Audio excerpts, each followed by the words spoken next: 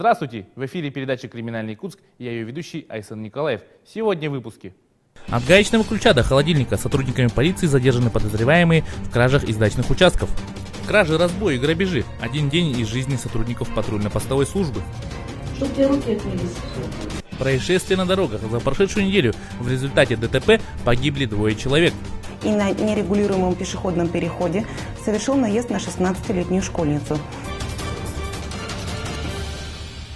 Начнем с криминальной хроники. С начала апреля в полицию стали поступать сообщения о участившихся дачных кражах на территории города Якутска.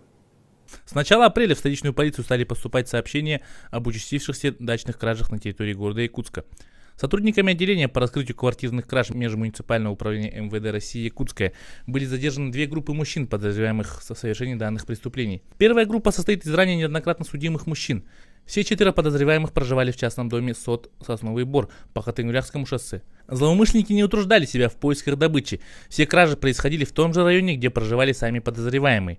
Из пустующих домов уносили все, что плохо лежит, от гаечного ключа до холодильника. Часть похищенного изъята. Вторая группа состоит из 2 мужчин, которые в попытках замести следы совершали кражи в разных концах города, от Сатала до Петуховки. Установить подозреваемых помогла камера видеонаблюдения, которая зафиксировала их автомобиль. Сотрудниками отделения по раскрытию квартирных краж Межмуниципального управления МВД России Якутская задержаны 2 группы подозреваемых в серии краж из частного сектора.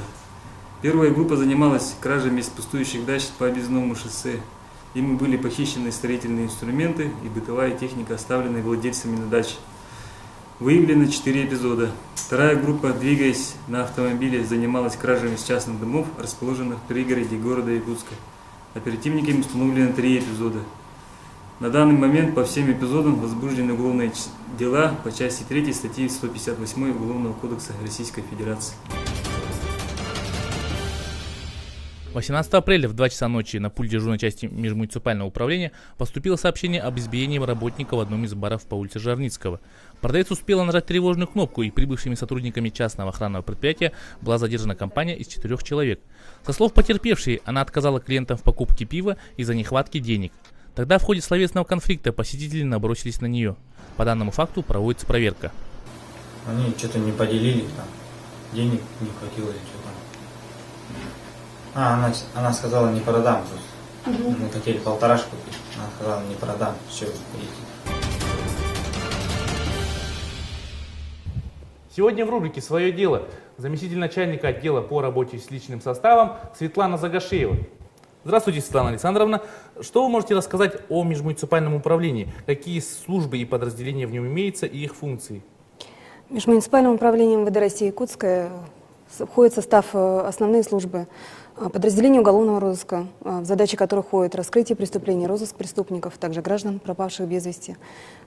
Кроме этого, подразделение участковых уполномоченных полиции по делам несовершеннолетних.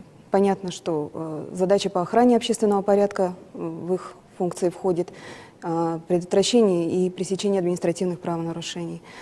Кроме этого, не могу не отметить органы предварительного следствия и дознания.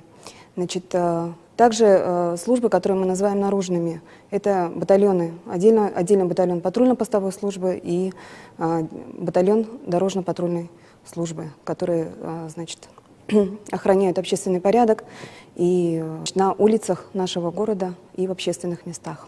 Какие социальные гарантии имеют сотрудники полиции? Для сотрудников полиции предусмотрены социальные гарантии. Это, конечно, прежде всего достойное денежное содержание, полный социальный пакет, в который входит страхование жизни и здоровья сотрудника, также возможность получения высшего юридического образования бесплатного, будучи сотрудником. Кроме этого, сотрудники, отслужившие в органах более 10 лет, имеют возможность получения единовременной выплаты для приобретения собственного жилья либо его строительства. Какие вакансии имеются на данный момент и что нужно гражданам для трудоустройства в органы внутренних дел? В настоящее время в Межмуниципальном управлении МВД России Якутская открыты вакансии участковых уполномоченных полиции. Также мы ждем на работу на должности полицейских водителей, молодых людей, имеющих категорию «Д». Для замещения должности участковых уполномоченных полиции необходимо наличие высшего юридического образования. Желательно, конечно, отслуживших в рядах вооруженных сил. Куда обращаться по поводу трудоустройства? По поводу трудоустройства можно обращаться к нам, в само управление, да, межмуниципальное, по адресу Якутская, город Якутск, Якутская 2, кабинеты 102 и 105. Можно подойти в любое время, кроме четверга. Спасибо, Светлана Александровна. Всего доброго. Всего доброго.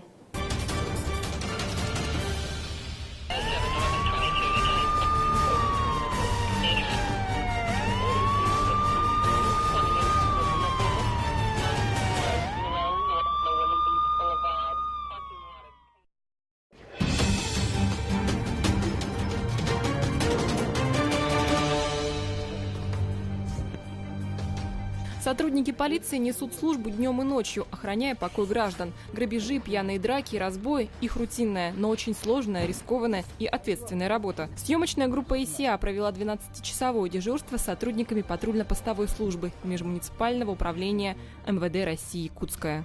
У нас самое большое подразделение в городе, у нас 216 человек, и самое подразделение, которое ближе всего к гражданам. Мы приходим первые к ним. То есть при поступлении любого вызова первые приезжают на вызов мои сотрудники. Уже после того, как они на месте сориентируются, туда выезжает либо следственная оперативная группа, либо потом участковый. Ежедневно заступает до 80 человек личного состава. Команда на месте. Равняйся. Смирно. Приказываю заступить на охрану общественного порядка по городу Якутску. Во время несения службы строго соблюдать законность. Обращаясь к гражданам, те же внимательно. Вольно.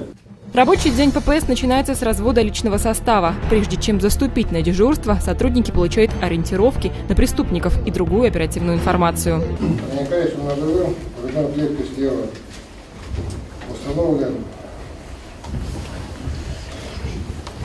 Сивцев Михаил Иванович, 77-го, ранее судимый, часть 1, 111, совершил в ходе пьяных солдат. Наши герои Виктор и Михаил работают в автопатруле вместе уже давно. Их маршрут – это центр города. За дежурство приходится накручивать по несколько десятков километров. Как почти как все обычно после армии я дебильнулся, потом устроился в органы в 6 году. Сначала работал в отдельной роте милиции в правительственной охране. Потом перевелся в отдел неведомственной охраны. И потом вот патрульно-постовую службу. 10 лет работаю в патрульно-постовой службе, 4-й год. Несение суточного наряда проходит по-разному. Сотрудники ППС обычно перемещаются по улицам на всем знакомом УАЗе, заезжая в темные дворы и следя за спокойной обстановкой. Еще один, вот, Алкивинова, отсюда, проспект. Еще один бежит в сторону проспекта. Помимо этого, постоянно поступают сигналы о происшествиях. Патруль незамедлительно следует на вызов. За ночь таких вызовов может быть и 10, и 15.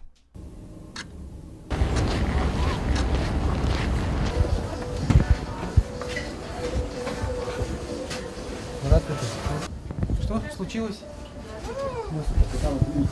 Нормально, что сказали? Отработав на месте происшествия, сотрудники вместе с задержанными следуют в отделение полиции. А там не бьешься? Чтоб тебе руки отмылись. По вызову в магазин «Литваль» там женщину задержали, которая подозревается в краже. Сейчас дознание работает, процессуальное решение они дней через 20 примут. Заявление, материал все собрали. Все вещи, которые она брала, мы изъяли. Как психологам надо быть в первую очередь, да? Постоянно мы общаемся с людьми, у всех ситуации разные, у всех эти разные, собственно говоря. Характер разный, да? У каждому свой подход нужен. Главное, выдержка нужна. И гражданам вежливым надо быть. Вы любите свою работу? Да, нормально.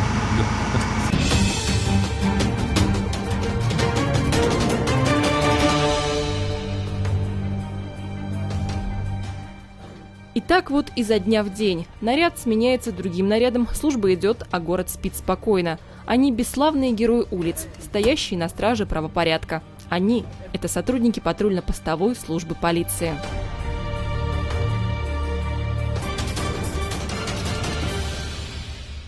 За прошедшую неделю на территории города Якутска было задержано и отстранено от управления 50 нетрезвых водителей. Совершено 7 дорожно-транспортных происшествий, в которых 2 человека погибли и 11 получили различные травмы. Галина Тимофеева продолжит тему.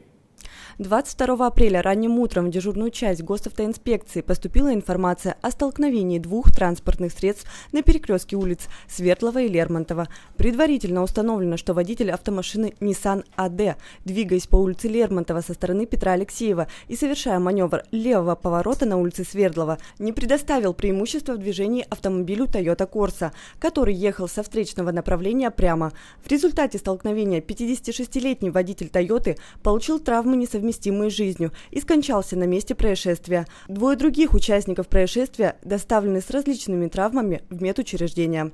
Единственный не пострадавший участник автопроисшествия – пассажир Ниссана, который в момент ДТП был пристегнут ремнем безопасности. Он объяснил, что заказал такси через мобильное приложение InDriver. Напомним, что пассажир вправе потребовать у водителя такси разрешение на осуществление деятельности по перевозке пассажиров, где указываются данные водителя, марка и госномер автомобиля. Такое разрешение подтверждает, что его владелец имеет право оказывать услуги пассажирских перевозок. Легковое такси должно соответствовать следующим требованиям. Иметь на кузове цветографическую схему в виде квадратов контрастного цвета, расположенных в шахматном порядке, и опознавательный фонарь оранжевого цвета на крыше.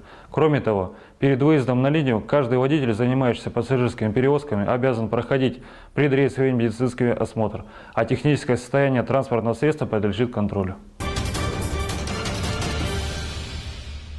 26 апреля в 8 часов в госавтоинспекцию поступила информация о наезде на пешехода на улице Чернышевского напротив дома номер 113/3. В объяснении мужчина написал, что начал обгонять по встречной полосе поток транспортных средств, так как на дороге образовалась пробка. И напротив дома номер 113 по улице Чернышевского из стоящего манипулятора неожиданно вышла девушка. Уважаемые водители, будьте внимательны при совершении обгона. Если не убедиться в безопасности маневра, вы рискуете своей жизнью и здоровьем других участников дорожного движения. Предварительно установлено, что водитель автомобиля Lexus, двигаясь по улице Чернышевского со стороны Покровского тракта в направлении улицы Автодорожная, выехал на полосу встречного движения, совершая маневр обгона, и на нерегулируемом пешеходном переходе совершил наезд на 16-летнюю школьницу. В результате автоаварии пострадавшая была госпитализирована с травмами головы.